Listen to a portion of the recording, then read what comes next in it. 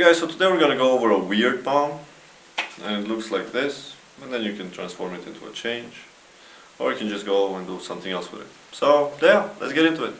So first I'm gonna expose this to you, so you can actually start playing with it while I explain it. I grab the card here, go inside, come out, launch it to the palm, and then I drop it.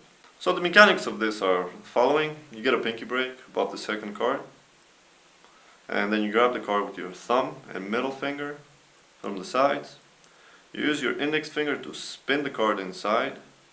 Did I drag? Yeah, I took 3 cards. So use your index finger to spin the card on the inside. So if you can't do this, just play with this for a bit. At this point what you do is you just use still your index and middle finger.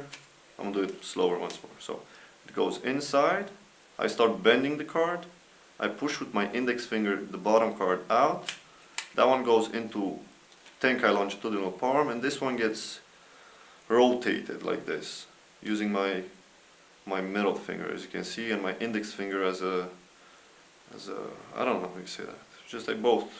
I use it as to spin it like this, you know, when you're doing that.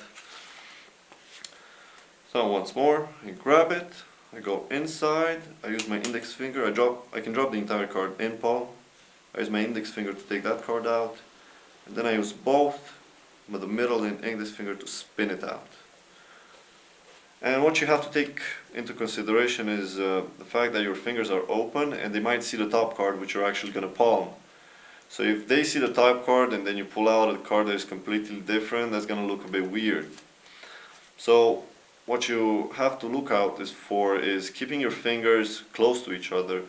So when you rotate the card, they're in a position in which they hide the selection which is on top, and then you can take out the bottom card, and you can change the card. Now once more, here goes inside, I cover it, and once you have the speed, you can just instantly do it, you know, and play with the angles and see what's best with it. When you're palming, if you're going to do it from this position, you're just going to palm the top card, just so you know. Now let's get into why did I just teach you this. I just taught you this as to give you a mission on what would you do to motivate such a movement, because Dai Vernon always said that a movement that is unnatural will basically give away the fact that you're doing something with the cards. This is completely unnatural, that's why it's an unnatural palm. It's got a snap to it. So my mission for you guys is to try and find out a reason, and the reason can be either through movement or it can be through pattern. And I'm going to give you an example of how I would motivate this. So let's say we have a dancer. He's sitting on stage, he's laying flat on the ground with his tummy, on his tummy. And then he flips itself face up completely. You saw the flip, and changes from one position to the other.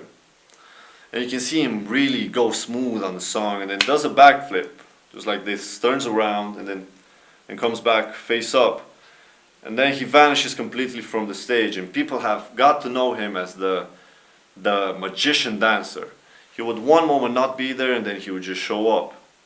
So this is an example of how I could motivate the fact that I'm spinning the card. There's a snap which can happen in dancing.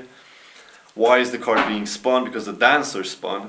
So it's not that the card is a card anymore, it's that it is a dancer now. So any movement that I do with the card becomes motivated because the dancer does such movements. So there's an example, guys, of how you can use this and motivate it through pattern. But I want you to think about this, and once you think about it and come up with a solution, know that like this you can almost motivate anything, and you can come from a double lift to actually showing 2 cards, and through pattern you can actually create magic out of revealing stuff or out of messing up. This can be both a good thing or a bad thing.